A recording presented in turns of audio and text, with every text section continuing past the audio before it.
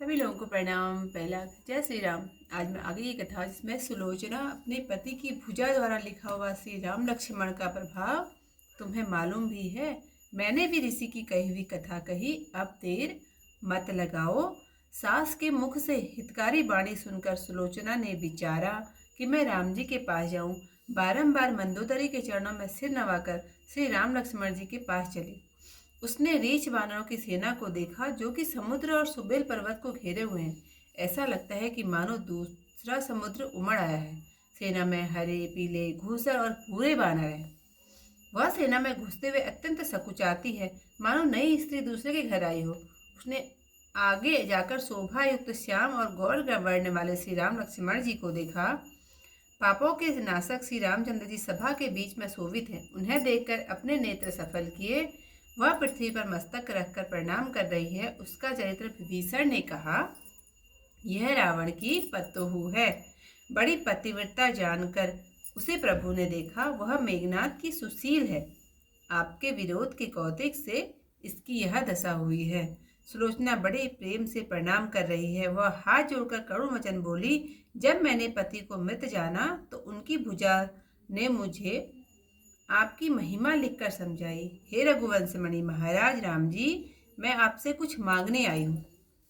पृथ्वी का भार उतारने वाले, कृपा के समुद्र और खर के शत्रु श्री राम जी के चरण सुलोचना ने प्रेम से पूर्ण होकर स्पर्श किए। जिनको शंकर जी, शेषती तथा मुनिगण प्रणाम करते हैं, उन प्रभु को पहचान कर सुलोचना विनती करने लगी कि शोक को दूर करने वाले दयालु रघुवंश में श्रेष्ठ श्री रामचंद्र जी हैं। आपकी जय हो, जय हो, जय हो। हे दया के समुद्र, भक्तों को आनंद देने वाले श्री रघुनाथ जी, मैं आपकी शरण में आई हूँ। हे शोभा के धाम, जो पति का मस्तक मुझे मिल जाए तो मैं उनके साथ ही जल जाऊं। इससे मुझे शीश इसलिए मुझे शीश दे दीजिए, मैं शीश लेने आई हूँ। मेरे पति ने शरीर त्याग दिया। वे बड़े भाग्यशाली व प्रेमी थे जिन्होंने मुक्ति पाई। उनके प्रेम को मैं कैसे वर्णन करूं, जिनकी अचल कीर्ति संसार में व्याप्त है। इस प्रकार लक्ष्मी व ब्रह्मा जी द्वारा सेवित श्री रघुनाथ जी के चरण कमल में सिर नवाकर और हाथ जोड़कर सुलोचना खड़ी रह गई। तब उसके वचन सुनकर कमल नयन श्री राम जी के नेत्रों से जलधारा बहने लगी। ऐसे स्वामी श्री रामचंद्र जी तीनों के हितैषी और बिना कारण के दयालु हैं। तुलसीदास जी कहते हैं, रे सठ कपट जंजाल को छोड़ कर उन्हें भज। सुलोचना बोली, हे भगवान, आप अंतर्यामी हैं।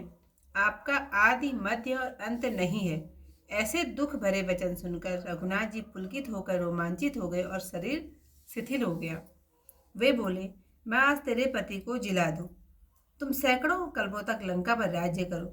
शोक छोड़कर मन में प्रसन्न हो जाओ। तुरंत ही अपने घर लौट जाओ। सत्य प्रतिज्ञ प्रभु की ऐसी वाणी सुनकर बानरों ने मन में बड़ा भय माना। वे प्रभु का रुख देखकर कुछ कह नहीं सकते। विचारते हैं कि देखे विधाता क्या विशेष कौतुक करता है। यदि श्री राम जी कृपा करके इसे जिला देंगे तो सब देवताओं का सोच नहीं जाएगा। विभीषण जाकर लंका का राज्य किस भांति करेंगे, जबकि बैर को स्मरण करके मेघनाथ धनुष लेकर दौड़ेगा।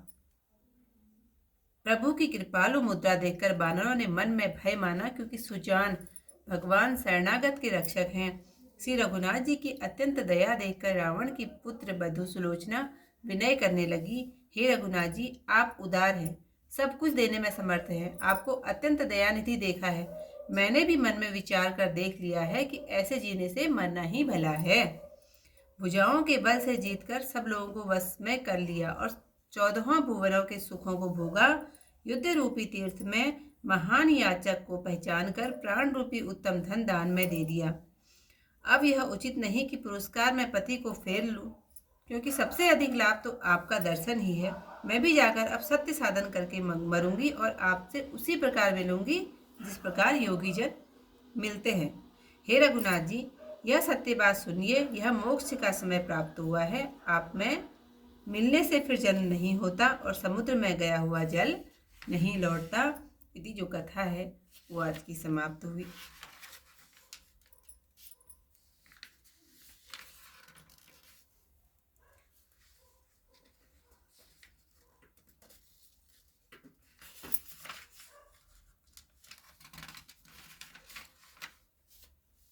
सुनत सासु मुख से हित बानी, जाहु राम पही अस जिय जानी। बार बार चरणन सिर नाई, चली जहाँ लक्ष्मण रघुराई। देखा कटक भालु कपि केरा, सिंधु सुवेल मही धर घेरा। उमगेउ मनहु मधुदति सूसर, हरित प्रीत कपि धूमर धूसर। बैठत कटक अति सकुचाई, नव नारी जनु पर घर जाई। आगे जाई देखी रघुवीरा, छवि मई श्यामल गौर शरीरा। सभा मध्य सहोत अगमोचन, कीन्हु सफल निरख निज लोचन। करत दंडवत सिर धर धरणी, तिहि कर चरित विभीषण मरणि। पुत्र वधु दस कंधर केरी, बड़ी अतिव्रता जानु प्रभु हेरी। मेघनाद की नारी सुशीला, असी गति तब विरोध प्रणशीला। करत प्रणाम प्रेम नहीं थोरे, करुण वचन कहती कर चोरे। मृतक जान पति भुजई तब, लिखि समुझाई मोई। महाराज रघुवंश मणि, याचक आई तोई। पर से चरण कर प्रेम पूरण, प्रणत पाल खरारिके। जिहि नमत शंकर से, ससुर मुनि धरणि भंजन भारिके। प्रभु जानि सो विनती सुलोचन, कहत करि विनती घनी। जय शोक हरण कृपालु, जय जय जयति जय रघुकुल मनि। तब शरण ही आई, जन सुख राई। रघुराई करुणा सागर, पति मस्तक पाऊँ संग जरि जाऊँ। सिर पाऊँ शोभा अगर, पति मम तनु त्यागी। अति बड़ भागी, अनुरागी जिन मुक्ति लही। ममता की मितासु, वरणु आसु। अचल जग पंक्ति रही। यही विधि पद पंकज सेव्य रमा, अस सिर मनि दो कर जोई रही। सुनि पंकज लोचन वचन, सुलोचन लोचन ते जल धार बही। अस प्रभु दीन बंधु हरि, कारत रहित दयाल। तुलसीदास सट ताहि बजूं, छाड़ी कपट जंजाल। तुम अंतर्यामी भगवाना, नहीं तब आदि मध्य अवसाना। करुणा वचन सुनत रघुवीरा, पुलक रोम भय शिथिल शरीरा। देहु जियाए तोर पति आजू, करु वसी लंका कल्प सतराजू। छाड़ी सोच अब मन हर साहू, तुरत भवन अपने फिर जाहू। सुनि अति सत्य सिंधु की वाणी, मन महवन चर अति बयसवानी। कही न सकत कछु प्रभु सुख रुख देखी, कहा करब करतार विशेषी। सब देवन कर सोच न जाई, जो करि कृपा राम एहि जाई। राज विभीषण लंक कर, के विधि कर यहीं जाई। समुझि वैर घन नाद जब, गहीं सरासन धाई। मुख रुख देखि कपिन भय माना, प्रणत पाल भगवंत सुजाना। देखि बहुत रघुवर कर छोहु, विनय करति दस कंद पतोहु। तुम उदार सबले वे देवे लायक, करुणामय देखे रघुनायक। हमहु विचार दीख मन माही, जीवन ते अस मरण सराही। भुजबल जीत लोक वस कीन्हे, 14 भुवन भोग कर लीन्हे। रण तीरथ याचक बड़ चीन्हा, प्राण सुध न लक्ष्मण कहा दीना। अब न उचित पति दे उपहारा, तेहि पर अधिक सो दरस तुम्हारा। हमहु जाए मरब सत साधी, मिलव तुम्हि जस मिलत समाधि। निर्मल गति अवसर भयहु, सुनौ सत्य रघुवीर।